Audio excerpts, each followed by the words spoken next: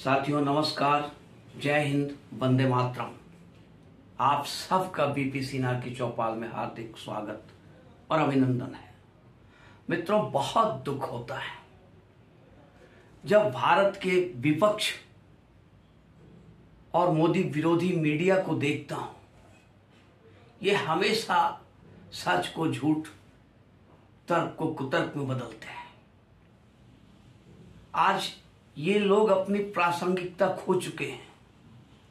जनता इनकी बातों पे भरोसा नहीं करती क्योंकि ये हमेशा झूठ बोलते हैं। दिन को रात और रात को दिन कहते हैं। जनता अब वो जनता नहीं रह गई। आज सोशल मीडिया के आने से और बहुत से फैक्टर है, जनता बहुत जागरूक हो चुकी है। वो अब इनके झूठ में नहीं फंसती है। तो ये गुस्सा में जनता को ही अंधभक्त और न जाने क्या क्या कहना शुरू कर देते हैं। मित्रों, बहुत झूठ फैलाया है इन लोगों ने और लगातार झूठ बोलते हैं। इनकी कितनी भी बार पर्दाफाश हो जाए, फिर वही झूठ। वो हम एक गांव की कहानी है, कहावत है। आप ऐसा मान लो कि जैसे एक लड़का जो हर समय गालियां देता रहा, उसे डांट दो, डपट दो, फिर थोड़ी दूर जाकर वो गाली देना शुरू करेगा। उसे पीट दो, दो चार थप्पड़ उसके कान के नीचे लगा दो, फिर भी वो जाकर आगे बढ़कर गालियां देगा। उसे उठाकर पटक कर लात घूसों से पीटो, फिर भी वो थोड़ी दूर जाकर के फिर से गालियां बकना शुरू करेगा। आज यही हाल भारत के विपक्ष का है और मोदी विरोधी मीडिया का है। कौन इनकी बातों पे भरोसा करेगा? ये हमेशा रोना रोते हैं। महंगाई, बेरोजगारी और एक इनका रटा रटाया वाक्य है कि नोटबंदी करके मोदी ने भारत की अर्थव्यवस्था को चौपट कर दिया, बर्बाद कर दिया। भारत की अर्थव्यवस्था आज पाकिस्तान, श्रीलंका, नेपाल और भूटान, बांग्लादेश से भी नीचे चली गई। भारत कंगाल हो गया।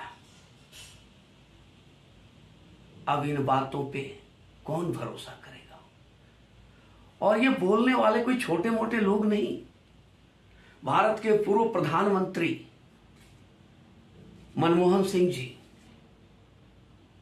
कांग्रेस के पूर्व अध्यक्ष राहुल गांधी, भारत के पूर्व वित्त मंत्री पी चिदम्बरम, इन सब लोगों का कहना है कि मोदी ने देश का बंटाधार कर दिया, इकोनॉमी को ध्वस्त कर दिया और भारतीय इकोनॉमी आईसीयू में पड़ी हुई है। भारत का रुपया गिर रहा है। भारत की अर्थव्यवस्था पूरी तरह तबाह और बर्बाद हो चुकी है। मैं आज आपको इनकी ये पोल भी खोलता हूं। एक राष्ट्रवादी पत्रकार हैं, सतीश चंद्र मिश्रा जी, मैं बहुत इज्जत करता हूं उनका। उन्होंने एक बहुत ही अच्छा रिसर्च करके कुछ फैक्ट्स लाए हैं। आज मैं उनके फैक्ट्स को आपके सामने रखता हूं। उसके पहले मैं एक सवाल आपसे करना चाहता हूं कि मान लो आपके लिए सबसे जरूरी क्या है? अगर पैसे आपके पास नहीं है, जेब में पैसे नहीं है, तो सबसे जरूरी क्या है? जो आपकी आवश्यकताएं हैं उसको पूरी करना ही आपकी सबसे पहली प्राथमिकता होगी, न कि सोना खरीदना। हाँ, ये मानते हैं कि अगर भारत में बेटी की शादी हो तो लोग कर्ज लेकर के भी, जमीन बेच के भी सोना खरीद लेते हैं। लेकिन मान लो कि आपकी कोई जरूरत नहीं है, कोई शादी वादी नहीं है, कुछ नहीं है, और आप सोना खरीदते हो, तो कैसे खरीदोगे भाई? जब आपके पास खाने की, पीने की पैसे नहीं है आपके जेब में। रोटी, कपड़ा और मकान तो सबसे पहली जरूरत होती है ना, उनको पूरा करने के लिए आप पैसे आपकी जेब में नहीं है, तो आप सोना खरीदने का सोच भी कैसे सकते हो? जब आपकी सारी जरूरी प्राथमिकताएं पूरी हो जाएंगी तभी तो आप सोना खरीदोगे। आपके जेब में जब अतिरिक्त पैसे होंगे तब आप सोना खरीदने के बारे में सोचोगे। मैं एक एग्जाम्पल आपको देता हूं। ये सतीश चंद्र मिश्रा जी जो फैक्ट लाए हैं अपने रिसर्च में, मैं उन फैक्ट्स के विषय में आप पे चर्चा करना चाहता हूं। मित्रों, साल 13-14 के वित्तीय वर्ष में भारत ने 692 टन सोना खरीदा था। कितना? 692 टन, सॉरी 638 टन सोना साल 13-14 में खरीदा गया। और ये जो 21-22 का साल है, इसमें 900 टन सोना खरीदा गया। तो अब भारत कंगाल हो चुका है, पैसे नहीं है इसके पास में, तो ये सोना इतना कहां से खरीद लिया? 41% ज्यादा सोना परचेज किया भारत ने। और वो भी मजे की बात ये देखो कि 13-14 में सोना का जो भाव था वो 29,200 रुपया प्रति 10 ग्राम थी, और आज 21-22 में 50,700 रुपया, मतलब 70% दाम बढ़ा हुआ है। तो 13-14 में 638 टन सोना खरीदा गया और 21-22 में 900 टन सोना खरीदा गया।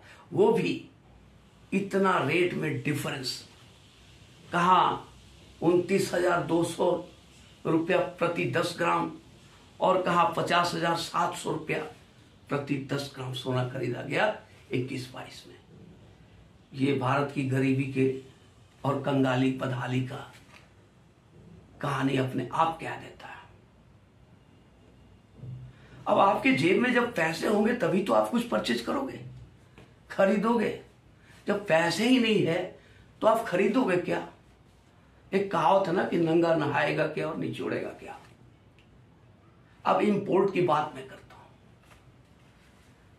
जो इंपोर्ट किया गया 13-14 में 451 बिलियन डॉलर का इंपोर्ट हुआ था।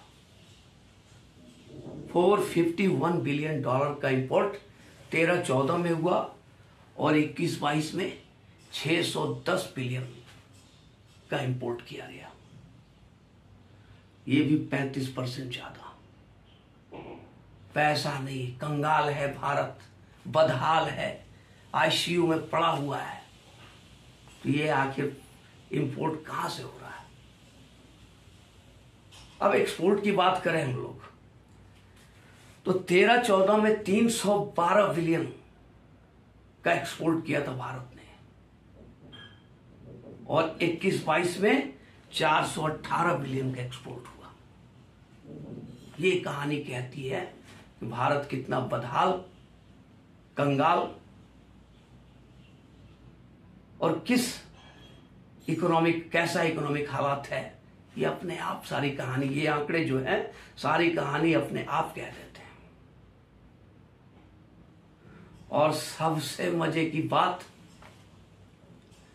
कि जिस इंग्लैंड ने हिंदुस्तान के ऊपर 200 वर्ष राज किया, उस इंग्लैंड को धक्का दे करके हिंदुस्तान दुनिया की 5वीं अर्थव्यवस्था पर काबिज हो गया।